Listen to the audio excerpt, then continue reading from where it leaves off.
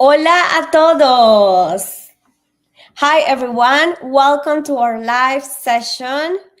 Estamos muy emocionados de tenerlos todos aquí hoy. Gracias por acompañarnos en esta sesión en vivo organizada por Hola Halifax en colaboración con el Center for Women in Business of Nova Scotia. Esta sesión fue preparada como un regalo para las chicas del grupo de Latinas en Nova Scotia que deseaban conocer cómo iniciar su negocio de comida en Canadá. Today, we are here to talk about how to start and grow your food business in Nova Scotia. Sabemos que muchos de ustedes son emprendedores o están pensando en iniciar su propio negocio de alimentos. Así que esta sesión está diseñada para ustedes. Please, the main part of today's session will be in English. Sin embargo, como sabemos que muchos de ustedes hablan español, estaría aquí para resumir puntos importantes en el chat si es necesario. Por favor, en el chat hay una pregunta, déjanos tus comentarios de qué país de qué país vienes para saber cuántas nacionalidades tenemos aquí en Nova Scotia viendo este video. Si tienes preguntas también, no dudes en compartirlas en el chat. Tanto Natalie como yo tendremos acceso a esas preguntas y puedes hacer tus preguntas en español o inglés. Interactúa con nosotros, comparte tus ideas y hagamos de esta sesión un espacio dinámico e inclusivo. Puedes hablar tanto en inglés como en español. Al final vamos a tratar de responder la gran mayoría de ellas. Ok, con todas las reglas claras, permítanme, now let me introduce our special guest. Ahora permítanme presentar a nuestra invitada especial. We are honored to have Natalie Frederick-Wilson, Business Advisor at the Center for Women in Business in Nova Scotia. Natalie has extensive experience supporting entrepreneurs and helping them build successful business. Today, she will guide us on how to navigate food business permit, available resources, and practical tips to succeed. So, Natalie, welcome. Hi. This session is all yours. Thank you so much, Elvira. Thank you for inviting me. And welcome everyone that's tuning in, whether you are on Facebook on Instagram, or you're on YouTube. I hope that this session is valuable to you.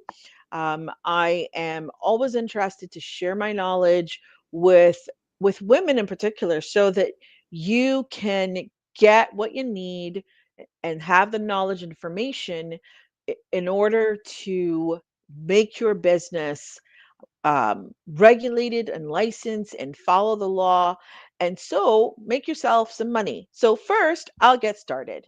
I want to tell you a little bit about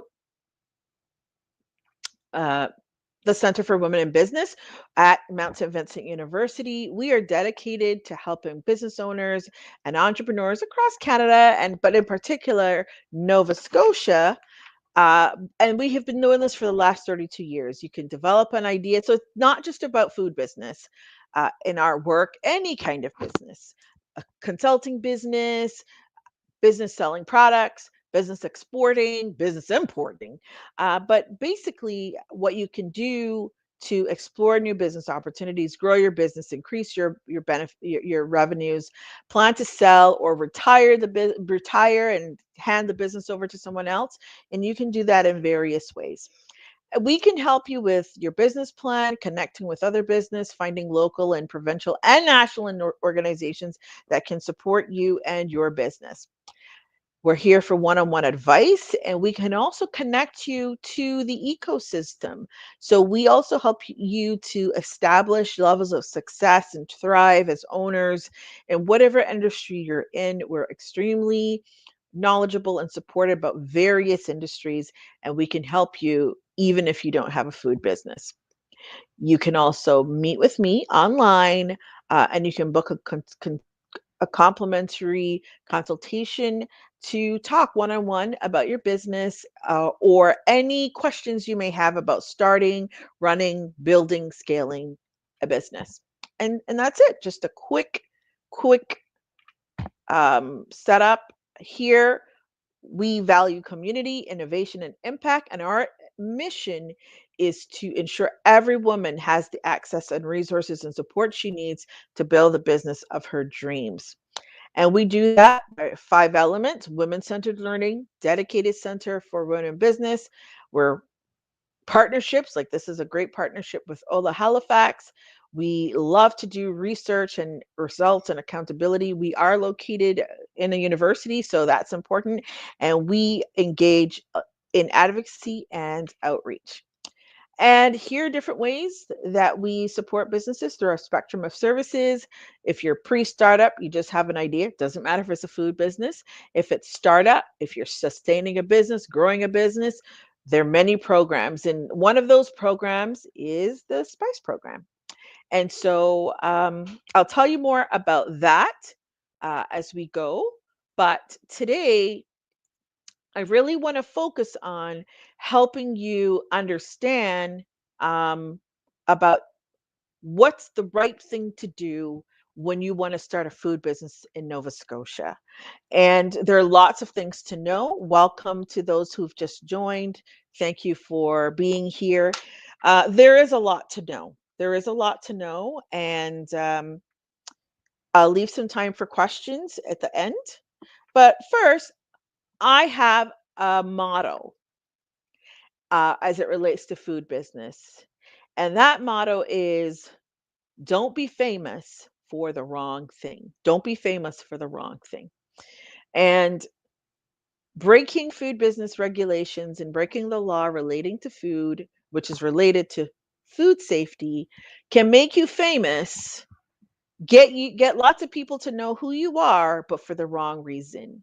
So to avoid that, at the Center for Women in Business, we have the SPICE program and we have the SPICE conference. SPICE stands for a specialized program in cooking entrepreneurship.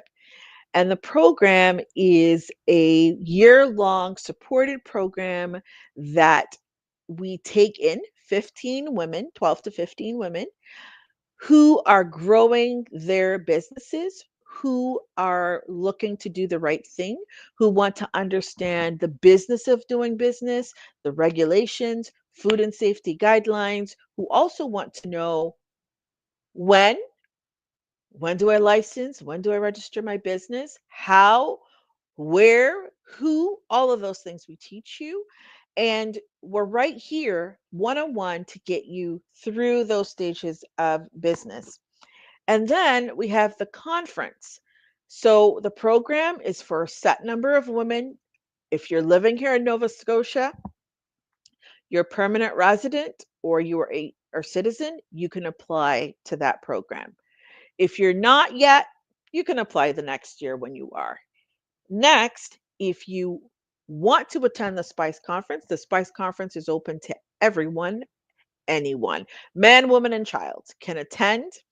And you get basically a mini day of all the things and all the connections you need so you know how to run a food business here in Nova Scotia. That's coming up in October. Either way, let's get into the business of doing food business here in Nova Scotia. What do you need to know? Well, the first thing is Nova Scotia has very strict but very clear food and beverage and food safety laws. You can find them on the website for the Department of Environment. You can find food safety regulations through Perennia, which is the business that conducts all of the science and food safety testing right here in Nova Scotia. You can also look it up online at the Business Navigator website. Okay, Business Navigator website. There's a great visual there that shows you where you need to start. So, of course, You need to know what food you're going to sell. That's really important. You need a plan. Where are you going to sell this food? You need to know where you're going to prepare this food. Why? In Nova Scotia and in Canada, actually, you can prepare different foods in different places depending on the situation. So, let's say you plan to make Mexican candy. It includes lots of sugar. You're going to sell it to friends and family. That is okay to make at home. You don't require a permit to do that. If you're making cakes or cookies, you can sell those items. Those are called Schedule B foods. There's very low risk. So if you're making cake, you're making chocolate, you're making candy, toffee, as long as they don't contain baked cheese, cream cheese, you can make them at home. You do not need a permit or you do not need to register a business. Also, if you're making those products, you can sell them in a farmer's market. Nova Scotia has many farmers markets, and you can apply to those farmers markets to sell. If you're making desserts, candies, and sweets, you don't require a permit. Um, and you can start a food business from your home. Again, when I say food, I mean in this situation, sweets and desserts. I want to make that very clear. If you want to sell cooked food, tacos, rice and beans, chicken, pulled pork, any Mexican cuisine that you're thinking about, empanadas, these items cannot be cooked at home. As long as you're exchanging money, if you're cooking at home for your friend's birthday, right? For 10 people or 15 people, that's fine. But if someone is regularly giving you money to make food, that you are running a business, right? It's not that you may be, as long as money is being exchanged. Oh, that person only gave me money to for the ingredients, right? If you're doing it on a regular basis for many friends, you are running a business, an unregulated business, and you don't want to do that. Okay? That's for a business that sells food to the public, hot food, you need a commercial kitchen. And if you are selling at a farmer's market, several farmers markets will have kitchens that you can utilize while you're selling at that market. Okay. If you are catering, someone has a birthday party, you need to find a commercial kitchen. Commercial kitchens have to be licensed. And when you are utilizing that kitchen to cook hot foods, beans, etc., now you need a permit. Now you need to have that inspected kitchen. It's already inspected to be a commercial kitchen. Now you have to make an appointment with a food inspector and have him meet you at the kitchen to explain what food you're going to be cooking. I'm going to be making tacos, I'm going to be making burritos. He's going to want to see where you're preparing the food, making sure that it's a clean and safe space. There's refrigeration, there's a place to heat the food. They're going to want to know all of these things. If you are selling food on a regular basis, you may want to get a permit to operate a food business. You don't need to have a restaurant. If you utilize the commercial kitchen as a hub, let's say you do catering a few times a week, you can rent out the kitchen, you can pay for the permit, and you can utilize that kitchen. People can come there, pick up their food, they can come there and order from you. You can cater from there as long as you have your permit to do that. Now, if you are making food in a farmer's market, And that kitchen is not a licensed commercial kitchen. You can only sell that food inside of the market. You cannot sell it on Facebook. You cannot sell it on Instagram.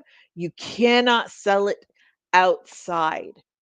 Only if you're utilizing a licensed commercial kitchen. Now, some people, the reason I'm starting with the food first, I'll get into things like finances and all of that. But the core thing here is you must have the mindset from the start. You know, a lot of people, if you go on Facebook right now and you go to the food, to the marketplace section, and you type in food, hundreds of businesses, Indian, Lebanese, Spanish, Latin, Greek food businesses, illegal food businesses will pop up where they're like, order from me and come to my house and pick it up. This is against the law. If they are selling cakes, if they are selling sweets, and if you know someone that is doing this, you should tell them to stop. If you are doing this, you should also stop. Unless you are making an item that is a Schedule B low risk food. Otherwise, what typically happens is people sell for a while and then all of a sudden the food and safety officer shows up at their home, and before you know it, they have a fine, and this is put into the public record. What does that mean? When you make food at home that you are not allowed to make at home and you sell it, I'm not talking about family gatherings. When you sell it, you are operating like a business. And so the regulatory people that govern businesses will fine you. Okay. Um, Maybe you don't live in your own home. Maybe you live in an apartment. Maybe your landlord didn't realize that you were making food and selling it from your apartment. This is another area of concern that happens very often and is very, very risky because you can be asked to leave your apartment if you are using that facility as a food business. Okay, let's move on. How, what are the steps? So, we first talked about knowing what food you're going to make, kind of food, the regulations, what kind of food you should make where, what kind of food and when, permits, licenses, etc. Now, that doesn't cover everything because different foods, depending on their category, have other regulations. You can ask me about the food that you want to ask me about when we get to the question section. All right. So, Elvira prepared some questions here, and I'm going to kind of go through them. I've already covered starting a food business and the cost. So, as it relates to registering a business, you need to do two things, and I'm just going to go through this quickly. So, first, you have to do a name search through the Nova Scotia Joint Stock. And that means that you give them the name that you want to name your business, and they will search the province of Nova Scotia to make sure no one else has that name. For example, what if all of you want to call your kitchen Ola Halifax? That would be a problem, right? Ola Halifax Kitchen. So before your business is named officially, the government checks to make sure no one else has that name. If someone else has that name, you can't name your business that. Okay. And then when they have found that there's no one else with that name, then you have to register the business name. And you can register that business as a sole proprietor yourself. You can register as um, a partnership, meaning you and someone else. Okay. And the cost, it's about $180 to do the name search and the name registration. So $180 total approximately. Okay. Next, when you are going to sell food at events, there's the Latin festival coming up. There's a Filipino festival coming up. There's the international food. Every time you go to one of those events, you actually need a temporary event food license. That's about $27 because you don't actually sell food in that area. It's just a temporary place to sell food, these festivals. So you need a permit for that. And then if you do another event, you need another $27 permit. Okay. So every time, that means the inspector will come, inspect your booth, make sure your food is the right temperature, make sure that it's stored properly, make sure that the hot food is hot, the cold food is cold, and that you were following the food and safety regulations. All right. What are the certifications you need to start a business? So you don't actually need certifications to start a business. However, the food business is not like any other business. Most businesses, you want to sell t-shirts, you buy some, you sell them. Okay. With the food business, many people will go and get the food and safety handling certification. That certification does not give anyone permission to sell food. That is simply what it says.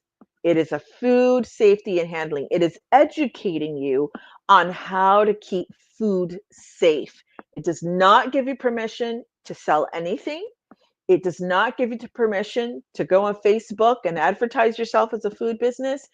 There is no permission from a food handling and safety certificate. It is simply knowledge that you have on how to keep people safe. You could go work for every employee of McDonald's needs to have it. Every employee of restaurants need to have this. So it's not a reason to go start a business. Okay.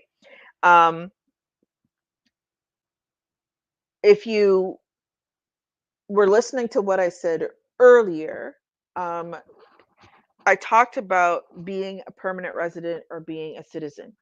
So if you are here and you are not a citizen and you are not a permanent resident, you are a student, okay? You can own and run a business because you have the right to be here.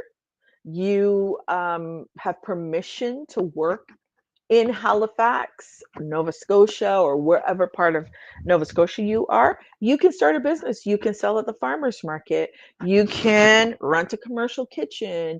You can register a business. That's completely okay because you are doing it at self-employment. What you cannot do is go and work for someone else as their chef for more than 20 hours off campus if you're a student. Then if I only have a tourist visa, can I start a business? Well, no, you cannot. A tourist visa is for tourists. If you came here and you overstayed your tourism visa and you have not changed your status to a student or a resident, you cannot start a business. You should not. Tourist everywhere. They're just to enjoy. You cannot come into the country and make money as a tourist. You cannot do that. And if your intention is to become a permanent resident, let's say your husband or your wife is here or whatever, and the intention is you come visit them, but one day you're going to be a permanent resident. Well, if you break the law by selling food as a tourist and someone finds out, you can just put the dream of becoming a permanent resident, especially if someone finds out, you can pretty much put that on the back burner. It will be very hard because you've broken the law as a tourist, right? Can you change your status to like an investment visa? So investment visas require a certain amount of money So if you have $250,000, I believe it is now, it could change. You can invest in a business, any business. Okay. But that is not a tourist thing. Investors usually have to prove that they have the money. They have to prove that they're going to invest. They have to be able to identify what the business is. This is all filled out on a very legal, lawyers are involved, accountants are involved in order for you to get an investment visa. So if you know of a person who owns a business that you want to invest in, but you are a tourist, you cannot do that. You have to apply to Canada Immigration, invest Nova Scotia to be an investor in a business. That is how that is determined. So this does not suit this particular thing. What if you want to bring supplies from your home country? What import permits are required? So, first of all, because of food safety rules and regulations, you cannot just, and you shouldn't, go online and, well, spices are a different thing, but you cannot just go online and order some cultural ingredient from your country and ship it through the mail if it is a food item, okay, or some core ingredient. Why? Because if you just ship it online from wherever, you have no idea if that item, if it's a cold item, has been kept cold, if it's a hot item, has been kept hot, if it's kept at a certain temperature, it's not inspected. You cannot sell non-inspected food items in Nova Scotia. You cannot. If you want to bring and import something that is a food item, that item needs to be inspected by the Food and Safety and Perennia and tested. You get an importation sticker, and then you know that you can use it. If you want to do something like that, you need to use a custom brokerage. They can help you understand. The other thing is, shipping food ingredients into Nova Scotia can be very pricey. By the time you add up the duty, the taxes, and the shipping, and add it to the cost that you want to sell it to someone for, they may not want to buy it.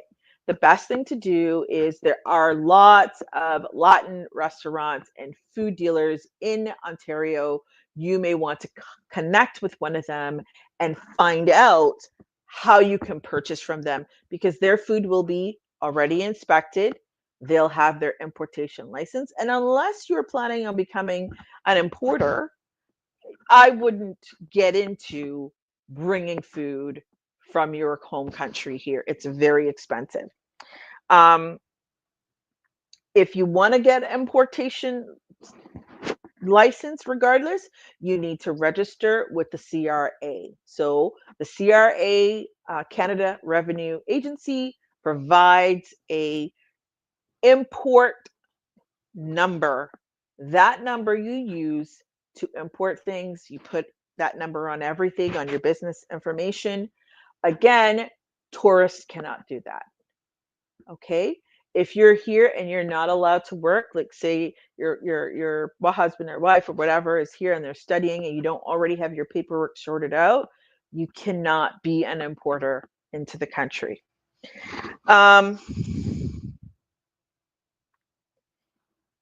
The next thing is, how many years of experience do you need to have to run a food business? Well, you don't have to have 0 years. You could run a food business and not cook any food, because perhaps you have people that are going to cook for you. You may be a business-minded person and you are going to hire people to cook the food, and they're going to prepare it. You're going to do the marketing. You're going to reach out. You're going to sell it, but you're not cooking it. So you don't have to have many years of experience. You just need to follow the food regulations, safety regulations. And as it relates to, well, how do you do that? What are the best tips to gain clients? Nova Scotia has an emerging economy and many emerging communities.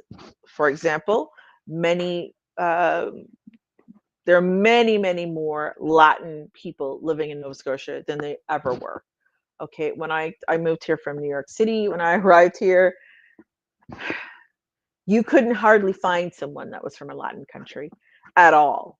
Now, today, there are many communities like that. People are interested in Mexican food, they're interested in Brazilian food, they're interested in Colombian food.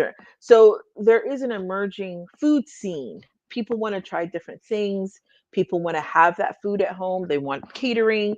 Lots of people are busy. So there are opportunities there. If you have the money and the business idea, what would be the most challenging process to make it happen? Well, having the money is excellent. It's great, right? But if you don't have a business plan together, that money can disappear very quickly if you don't know what to do or how things operate. If you are in that situation, um, you can make an appointment, we can meet, and we can talk about what that looks like.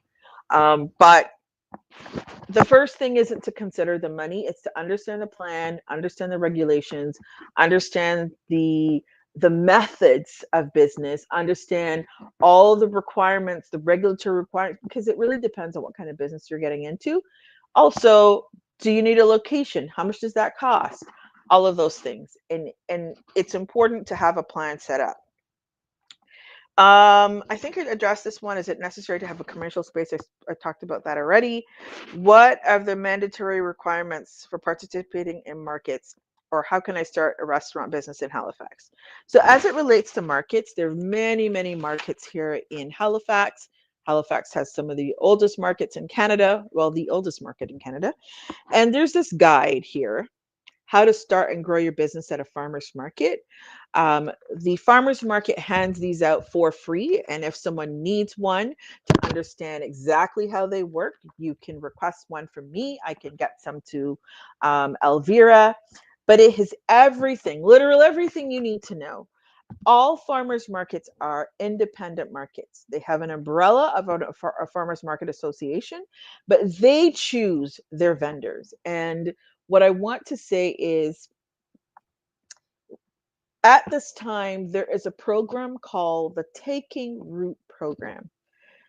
This is a supported incubator where you can apply to the Taking Root program to sell at their market. It doesn't have to be food. It doesn't have to be food. It could be other things that you want to sell. For example, if they're not at the market, good idea is to check out the farmers markets around you. Maybe they don't have anyone selling Latin food, Mexican food, Colombian food, Panamanian food, and maybe they need that. So you can check in with them. You can find out about the Taking Root program, which is only open for underrepresented people. So you would fit into that category, right? And then that program allows you to have a free table at the farmer's market for about 4 months. And then they provide you with about $1,000 to help with other needs you may have to set you up for success at the farmer's market. Maybe you need a warmer. Maybe you need a cart to carry your stuff. Maybe you need a banner. Maybe you need some marketing help. So the Taking Root program is there to help make sure that you have the things that you need. And then with this book, you can get the other pieces, right? Because there are different markets operate in different ways. And so it's very important for you to have this information. And what I can do is I can also forward the link to this book to Elvira so she can share it with you. Let me see if I missed anything from here. Okay. So one of the things I skipped over was related to finances. So if you are a permanent resident here or you are a citizen, you can have access to the loans that are available in the market from any financial institution, whether it's Scotiabank, BMO, credit union. They're all government guaranteed loans that you can borrow. What does that mean? Government guaranteed means that you're not borrowing a personal loan. The government provides X amount of dollars in these economies, that people can borrow and use for the sole purpose of growing their business. If you have a bank that you utilize, every single bank in Nova Scotia, every single credit union has a small business loan program. You can go in, you can talk to the small business advisors, and they can tell you what you need. I want to tell you, no money gets loaned in Nova Scotia without a business plan. You got to get your idea together. You got to get your finances together. You got to know what you need. And in addition to that, they are not just giving you cold, hard cash in exchange for nothing, right? They want to know that you're buying equipment. They want to know so that, let's say you're not able to pay the loan, they can come take their equipment and they can sell it and they can get their money back, right? So there is loans. There are, if you're under the age of 40, there are loans for young entrepreneurs that's considered through the Futurepreneur. You can do a side hustle loan, which means you're not doing it full time. You just want a small loan, $5,000 or $10,000. If you want, to borrow big money, it's better to go to a bank or a credit union, but you have to make sure that you have something that you can give them as security for that loan. And I don't mean like your car. It means you have the business plan, you have a good plan, you have some money to put towards that loan. And because the food business is very volatile and many food businesses fail. So they don't want to lend money and not be able to get it back. Um, there are a lot of questions here. I don't know if we can get through them all. Anyhow, as it relates to Worry, you just continue. You're doing great. And I have more questions for you on YouTube. Very interesting question. Just let me know and we can sure, I can start posting some question from Instagram, YouTube, just to make sure sure, no you just problem. let me know. I'll go to the questions when I'm done. So if you want to Perfect. ask something, just put it in the chat box and then I can answer those questions when I'm done. Perfect. Okay. Yeah. I'm not ignoring you. I'm just trying to get through as much of the information No, as no, no, possible. no. Oh I know. no, no, I don't mean Just you. I mean want the to people in the tell you chat that box. we have more questions. So Yeah. Okay. So as it relates to addressing tax payments and related issues. So in Canada and in Nova Scotia, you don't have to collect or pay taxes on the money you make selling food until you have made $30,000.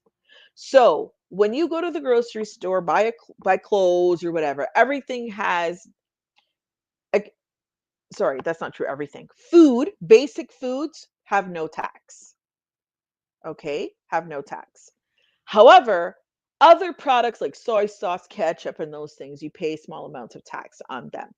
When you go to buy clothing or equipment or whatever for your business, they charge you tax, right?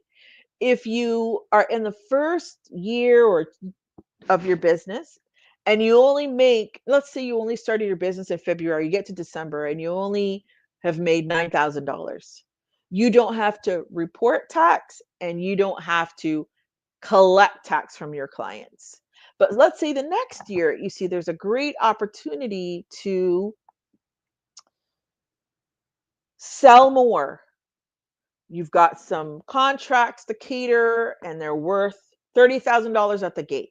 Well, you should register for an HST number. So, what will happen is you will pay HST when you buy things.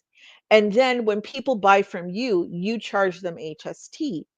What you will owe the government is the difference. So, let's say you bought $100 in equipment and you sold $200 in food.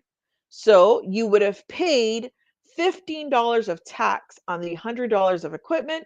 You would have paid $30 in tax on the $200 you have sold in food. You take away the $15 you of purchase tax from the $30 of sales, and the money that you owe the government is $15. Okay, so the difference. It sometimes in the first year you don't have to pay tax because um, you you may have had a loss, right? meaning that you spent 500 and you made 500. So you haven't actually gone anywhere, right? In terms of growing the business, that happens at the beginning. Um, how issues related to setting up tax accounts and things like that, all of that starts with business registration. So when you register your business, they provide you with a BN number, a business number, and that acts as your HST number as well. So it's one number and it acts prior to you starting an HST account. It's just a business number. But then when you're making 30,000, you can register for HST payments, and then that becomes the number that you use. Any other tax related questions? I try not to go down that area. I can tell you lots about this, but it's a rabbit hole, so I'm not going to go there. There are many small business bookkeepers and small business accountants that are much more versed in this. I try not to give tax information because everybody's situation is different. This is not the forum to get into that. Are there any supports or funding for those who want to start a small business? I already talked about business loans. I mean, through the SPICE program, there is some support there, but that is not the norm. If you want to start a business, you really do need to have some money, or you really do need to have some money of your own. The government is not in the habit of giving you money to start a business unless it's a loan. Okay. Um, and as I said, through Futurepreneur, through your bank, through your credit union, those are places that you can borrow. And also, the Center for Women in Business at Mount St. Vincent University has the WEOC loan, so you can also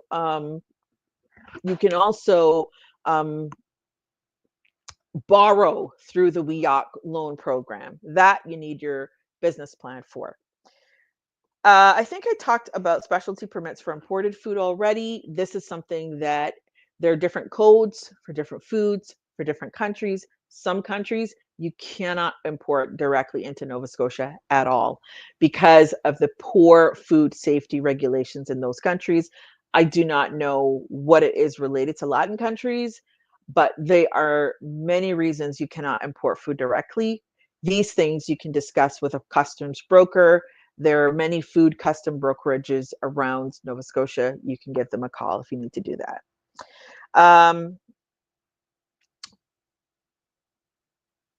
As it relates to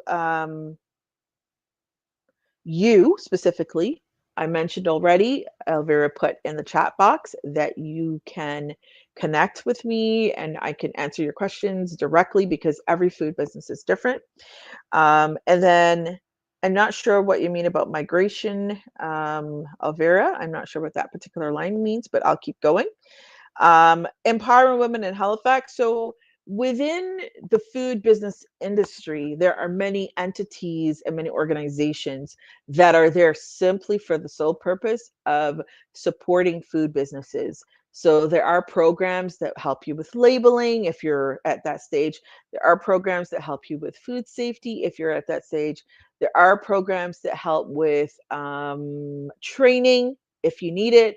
Uh, the center is one, tribe is one, seed is one. If you're here and you are eligible for their um, level up program, you can go to that program, and over the course of 12 weeks, I think it is, they help you build out a business plan for your business. So you can apply to that program at ceed.ca.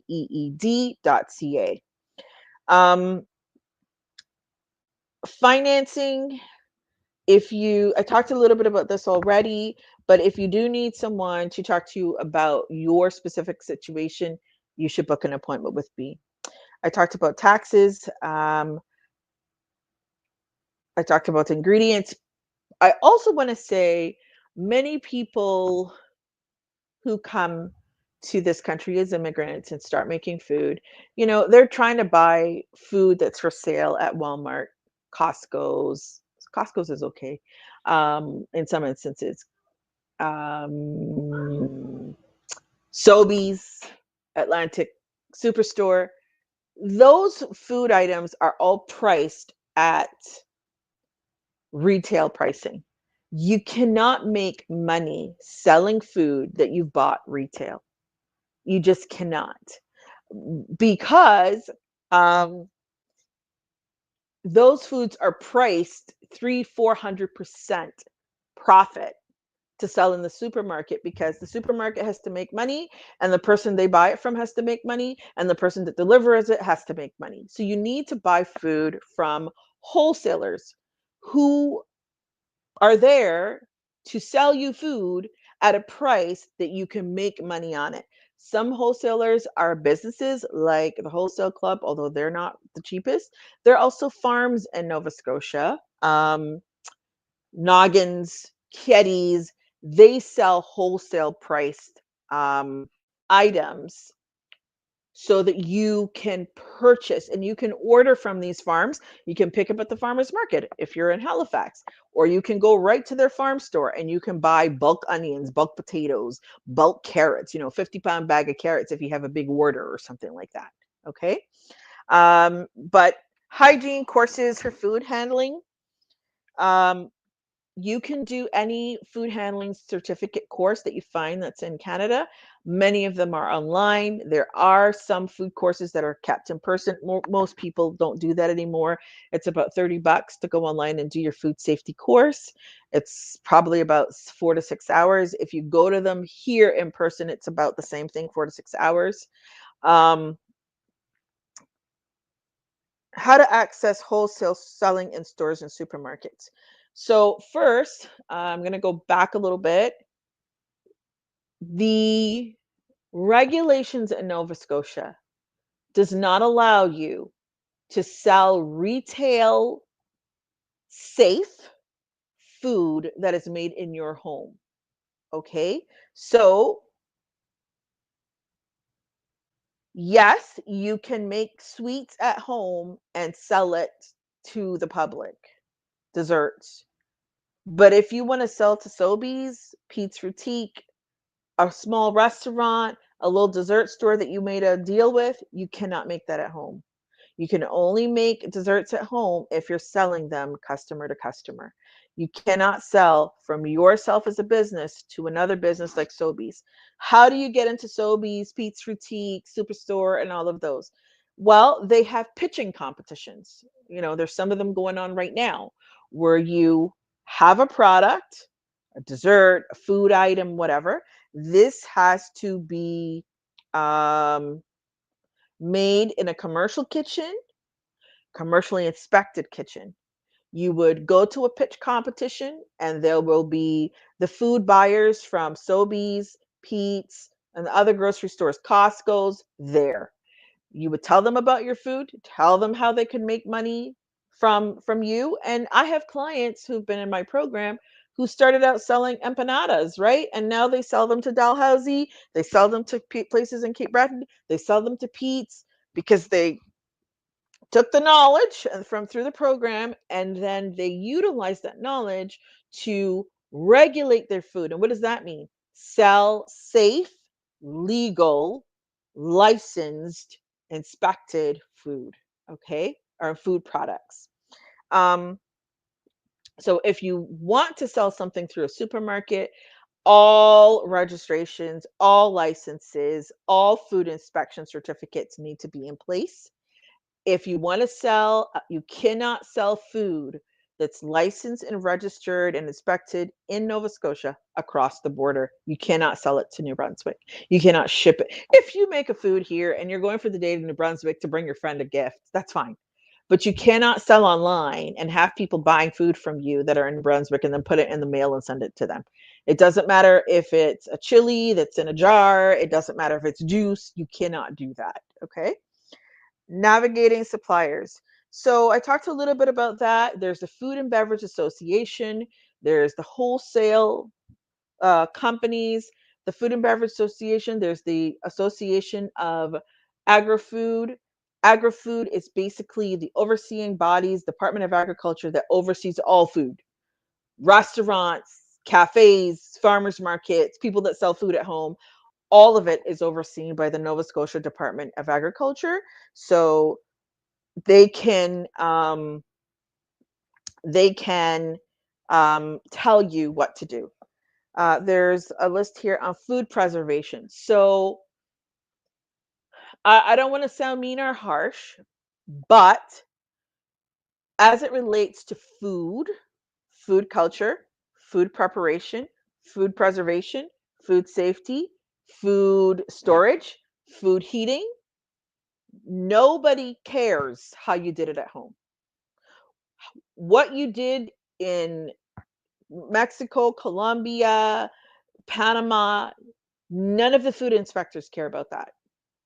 They may listen, but if they tell you here in Canada, this is the way this food has to be made, that's the way it has to be made. If you say, oh no, at home we take it out and we do this, this, and then we put it here and that, you can't do that.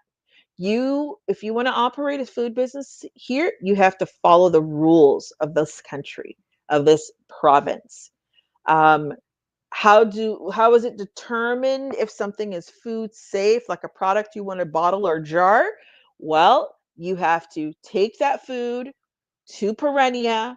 They will ask you how you made it, what's in it, what's the recipe, how long ago did you make it, and they test it for bacteria.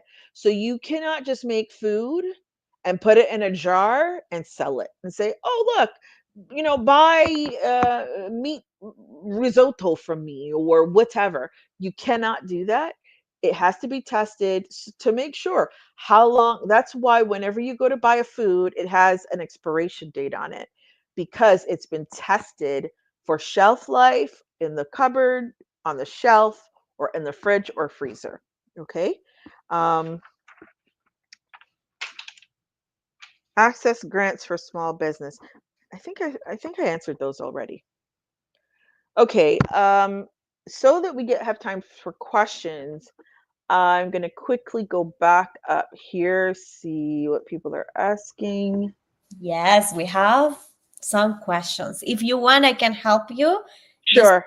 put in here the questions. I will start for the beginning. Some of them are you already answered them. Yeah, I think I'll start with the one from Mary Dezaclavo. Yeah. Okay. Yeah. So is there a book and guide where I can check about the food permissions and all the restrictions? No. But you can go online to Perennia, PERRENIA.ca, and you can look up the food regulations that are available there for the type of food that you're cooking. You can also go to the Nova Scotia Department of Environment, go to their food safety section, and they will have pages and pages and pages on how long, can this drink be kept in this bottle? Here are restrictions on this food or that food. The different schedules, meaning the different levels of safety. Like a food that's made with sugar is much more safe than a food that's made with meat. Okay, so you can go online and I can send some of this to Alvera, and she can send it to you. It can often look really, really confusing and overwhelming, but once you start to understand the language, you will know what they mean, and that's what I'm here for. I can certainly answer questions as you need. And then Mary, I'll go to your next question. We can find the list of commercial or authorized kitchens where I can prepare my products, baked goods, in order to sell them in markets or in general. So I kind of answered this question already. If you're selling in a market, the first thing you would do is check to see if that market has a kitchen. If you're selling in that market, those items can be made in their kitchen. So you don't need to go look for a commercial kitchen. Where can you find authorized kitchens? There are many kitchens across Nova Scotia. Some of them are hidden. Some of them are easy to access. There's no real, you can ask the Department of Environment for a list of kitchens. They'll give you the list of every single kitchen. Here's the thing, not all of those kitchens are accessible for use to the public for you to go rent them by hour. However, rec centers have kitchens that they will rent to you. Some of them have really great, like if you're just baking, they'll have ovens. You have to bring your stuff with you. You have to take it out with you when you're done. There's no storage. The authorized kitchen, sometimes if you know someone that owns a restaurant and they're your friend, let's say they only open at 3 o'clock for dinner, they can rent you their kitchen, and you still have to get it inspected for yourself. They can rent you their kitchen, say from 6 in the morning to 12 o'clock, right? You can go in, you can make your products, and you can sell them. But when it comes to meat products and meat foods and things like that, you do have to make sure the transport, right? Like, when did you pick up the meat? When did you put it in the fridge? When did you cook it? You can't pick up meat that's on sale and then cook it, 3 weeks later. Like, you're not allowed to do that. You can't just store large amounts of meat wherever. Also, you cannot store food that you're selling to the public in your refrigerator at home with the food that your family eats. You cannot do that. Okay. Talked about hot food. What about food that needs to be refrigerated? Well, I did talk a little bit about that just now. So for those of you who don't have permanent locations, if you have a commercial kitchen that you use, typically people would purchase their dry ingredients and they would have them. And then on the day that they're going to cook or the night before or whatever, they would purchase the meat. If the facility allows them, they would store it in their refrigerator, or they would bring it with them and cook it right away.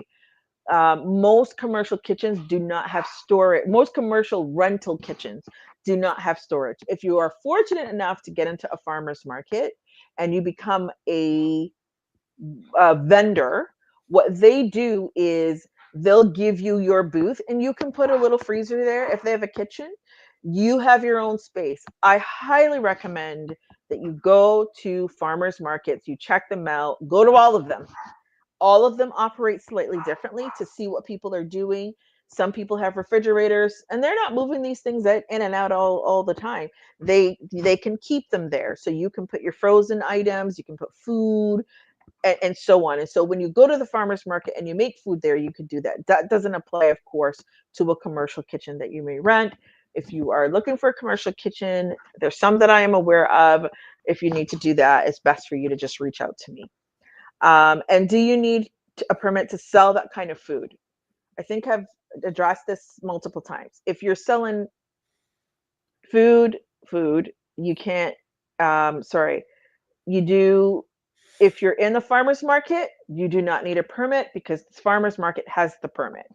If you want to sell that food outside of the farmer's market, yes, you need a permit. If you want to sell at trade shows, you want to do pop-up booths, there are a lot of people that host pop-up events. You do need a permit, a temporary permit to sell food at these events. Are they special regulations for street food like hot dogs of burgers? Yes, they are. Every single food business in Nova Scotia has regulations. It really depends. Are you selling those in a food truck? Are you selling those in a cart? Are you selling those just pop up with a little table and a grill?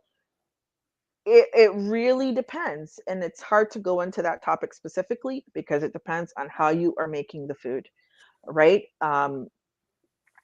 However, Nova Scotia food regulations don't really permit you to cook food on the street. So hot dogs are usually heated in hot water. They're cooked already. They're just, when you go to buy it, they're just warming it up. It's already been cooked in water. They're just putting it on the grill and heating it. But this is something that's very specific. And if you have a food truck is like a moving kitchen. It's a total different regulation to run a food truck than it is to, say, sell street food. You'll notice there are very, very few street food vendors in Halifax. Very, very few. It's because in this province, you cannot make food on the street.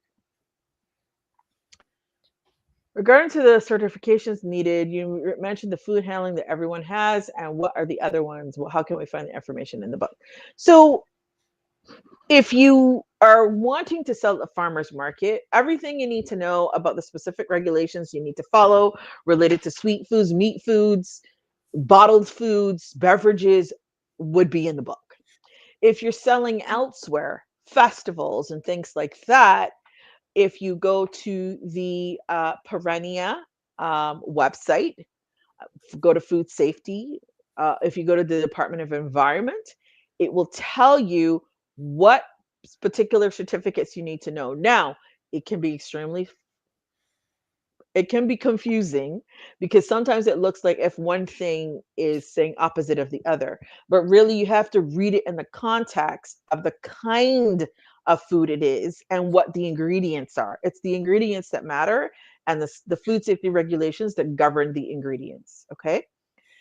Could you please elaborate on the restrictions regarding products made with dairy? So, dairy, you could get salmonella poisoning, right? You know, right? So, if you don't keep it cold, or if it's a cheese and it's exposed for too long, or if it's made with, certain is goat milk cheese or whatever. So, you can bake a dairy, so a meringue with raw egg or and milk, or um, cream pies or cheesecake. And even if they're baked after a while, because it's dairy, they break down a lot easier because they don't have as much sugar. And so the cream mixed with the sugar can, I'm sure you've seen it before, you have some dairy product or cheese that you left at the back of the fridge. What happens? It gets moldy, right? Because of the dairy component. So you cannot make dairy items at your home. Cheese items, especially if you're using raw cheese, cream cheese,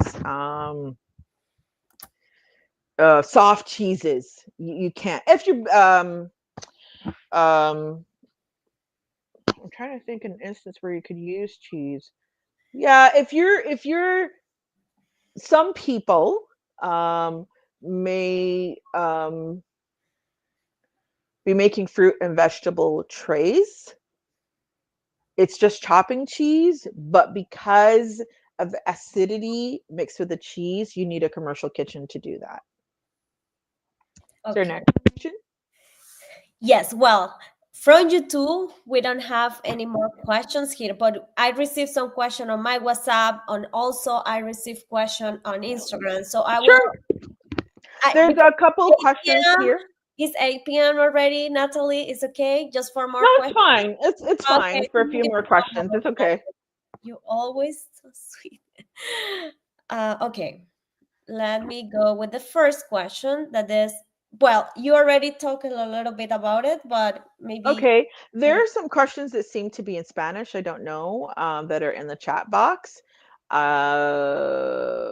I Yes, don't. no, no, you already addressed those. Okay, perfect. Yes. Permits and requirements for food trucks. So, there are specific rules related to food trucks. Now, they're food trucks and they're food trucks. They're food trucks that sell popcorn. So the regulations that govern them they're not a lot, right? Because they're popping corn. Okay. They don't require a whole amount of equipment. They don't require a lot of water. They don't require a lot. They're using corn and oil, right? All they need to do is make sure they have a place to do that in the truck and a place to wash their hands. They always need a place to wash their hands, right? Um, the biggest thing that you need to be concerned about as it relates to food trucks is things like safety. So, how do you heat the popcorn popper? Is it a a compressor? Not compressor. Is it a forget what it's called now? Generator, or is it gas?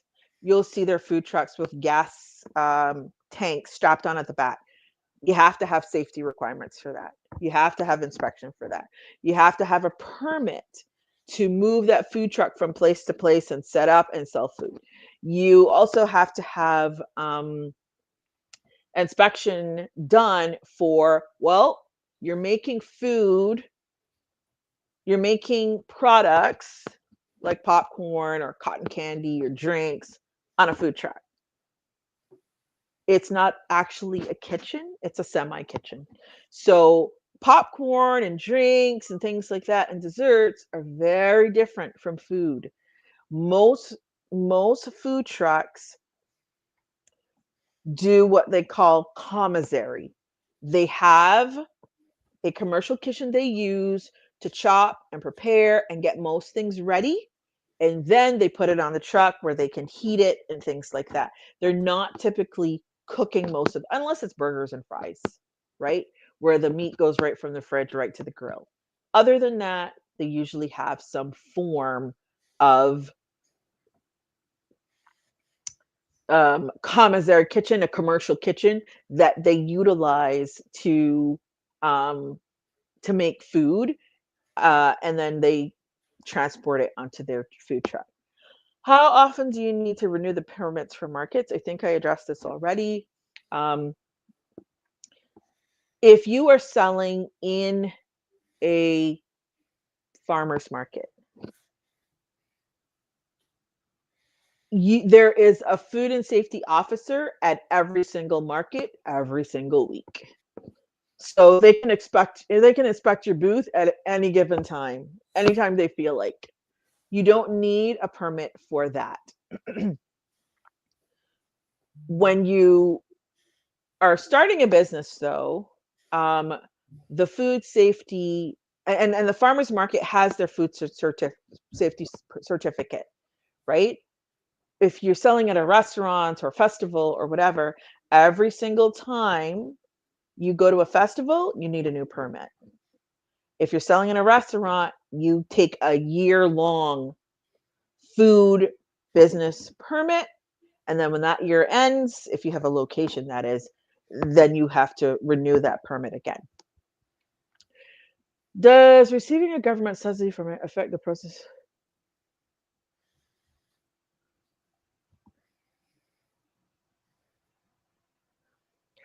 As I am aware, non-residents cannot receive government subsidies, um, unless it's a very specific situation, very specific. Government subsidies are for the people of the country that are permanent residents or citizens. If you are subsidized for some other thing like education or something that's different, but typically I don't know of, but maybe you do. Again, that would be a one-on-one conversation. Perfect. How often are health inspections conducted and what do they typically look for? Hard to know. Food safety officers are not there to send you uh,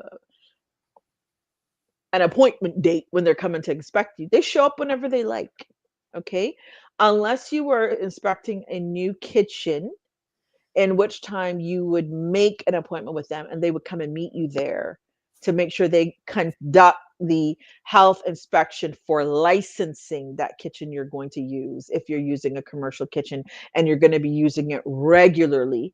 But if you go sell at a festival, if you go, that's why I said earlier, if you're selling from home, once you were doing that, a food and space safety inspector can show up at your house. If your neighbor says, I think my neighbor is selling food out of her apartment or out of her house, uh, food safety officer has jurisdiction to come knock on your door, come in your home, check out your fridge, see what food you're selling, and fine you, and give you, tickets for doing that. And if you don't follow through, well, whatever trouble comes to you, they have the right to come and check because it is a public safety issue. Common mistakes entrepreneurs make regarding regulations of It's certain the food last business. one, Natalie. Okay, sure. You know, Um, it's common ones are what I mentioned: cooking food at home that they shouldn't be cooking, um, coming as tourists and starting a food business, not having any particular status here, like as a student or a resident or whatever, and starting a business, a food business. Um, Also, starting to spend money on setting up a business without a business plan. Not understanding the food and safety regulations is a very, very common one. Or people who go and get their food and safety handling certificate and they're like, oh yeah, now I can just make food whenever I like. That happens all the time. It's a bad scene. Don't be famous for doing that.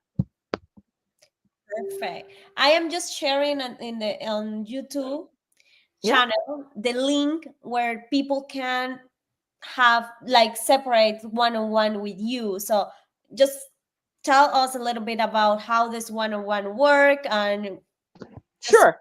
to know. So someone has a question about charcuterie boards. Ah, yes, yes. So I think I mentioned that. So number one, charcuterie boards include raw meat. Sorry, processed meat, turkey slices, um, fish sometimes, dairy. These are all high risk foods. You cannot make them at home and you should not make them at home because what if you don't have enough refrigeration to keep the meat cool? If you have a home, and I think I missed this, if you have a home and you have a basement and the basement can lead out of the house or it has its own entrance or it has separate rooms, you can change the basement into a small commercial kitchen and have it licensed, right? Um, your basement can become what is called an approved facility. Now, you can't be barbecuing sausage up in there or making, bringing in copious amounts of fish or anything. Something like a charcuterie board could be made in your home if you have a separate, what we call food processing area. Okay. I don't mean a room in your apartment building, I don't mean a bedroom upstairs. I am talking about you have a basement, you have decided to change that area into a agri-food licensed kitchen. This does not mean you have to go out and buy a stove and buy a large fryer and a dishwasher. That's not what that means. Depending on the type, like a charcuterie business, you're going to have to prove that you have a place to store the meat and the cheese and the berries and all of that. You're going to have to prove that you have a place to keep things dry, like the nuts and the other sweets and things like that. You're going to have to prove that you have a sanitation sink to wash your hands and a place to wash the fruit and vegetables. You have to prove that you have the place to take garbage. You can't mix it with your household garbage. You have to prove that you have a place to prepare things, that you have water running in there. You can't have a kitchen but have no water. Okay, that would not be a license. You could not have an approved kitchen that you can work out of your home if your basement doesn't have access to water. Okay. uh, there are several people I know who are bakers and some who do the charcuterie business who have utilized their basement, especially if it has a separate entrance, to make their business at home. And then what was this one? Yes, this is a Spanish, more related to the one-on-one with you. They are interested if it has any cost on the Sure. So share no, sure. how it So work. sure. So as so my work is in economic development. I'm an economic development professional, and my work is, as I mentioned at the beginning, not just about food businesses. It's about strategic business advice around business in general. There's no cost to meet with me. So the government, I mean, what am I saying? Center for Women in Business at Mount St. Vincent University, they pay my salary to meet with people, right? Uh, this is the way the government gives to you. Basically, it's like a grant, right? Like if you had to come and pay me on your own, you reached out to me, well, I would charge you a consultation fee. But because I work at the Center for Women in Business, I don't charge you. You would come and see me. And then we could talk a one-on-one, what's your plan, what you want to do. Um, Elvira put the link in the chat box. So you just need to book an appointment with me, answer all the questions that I asked in the appointment booking, and then we can talk about what it is that you want to talk about in private, and what the scenario is, what resources you're looking for. And we're very well connected, so sometimes you want to find out about different ideas of food safety, sometimes you need to find a kitchen, sometimes you need to talk to people about XYZ related to your idea. So we know the people to call. So instead of running around and trying to figure these things out yourself, I'm happy to have a discussion. Thank you so much, Natalie, for sharing all this valuable information with us. There's so like comment, like people is happy. Apparently, Mari said, great information. Thanks, Natalie. That will be great. Thanks again. Linda wrote in Spanish, perfecto, muchas gracias. This means perfect. Thank you so much. And I am pretty sure there will be more comments related to your presentation because I received a lot of thank you, thank you, thank you. That's Oh, how. wonderful. Thank you, Natalie. I know it will be not our last session because we have a list of information, like topics that the people is interested on. So I know you will be helping us to find the right person, that those that you can address, you will address, and those that not, we will find someone in the community in Nova Scotia that will support. Yeah, I mean, we simply can't do everything Yes, in that's our office, right? But we know the people who do. We can connect you, and that's part of our work, connecting you to resources, connecting you to the right people. Because oh, and here's the other thing that I want to say before I go. This is talk about making mistakes. Many times people come into this country. I'm an immigrant myself, so I'm speaking from that lens, and they want to do something, start a food business or whatever, and they start getting advice from all kinds of people who have no idea what the correct um, regulations are. Do not take advice from these people. They can be your friend, they can be your closest ally, but if they do not have specific knowledge in that area, they should not be your advice on that topic. This is a very, very, very big problem with immigrant communities, right? People feel comfortable with the people that they feel comfortable with. And what happens is they don't get the right information. And so they spend money that they didn't need to spend, they spend money they didn't have, or they sign up for the wrong thing and they can't get their money back. Or they sign up for the wrong thing thinking it gives them permission to do something and it doesn't. This causes a lot of headaches, it causes a lot of waste of money, and it can also cause a lot of stress, because if you go and pay a permit for one thing and you go do something else, and then on the day you go sell your food, the inspector shows up and he goes, you don't have the right permit. So if you spent $1,000, $2,000, $3,000 getting ready for a big festival, and you don't have the correct permits, you don't have the correct licenses or whatever, guess what? The inspector will just say, I'm sorry, you cannot sell today. And so that means all your food, your ingredients, your time is wasted. Okay. So make sure that you know the right information for the right situation.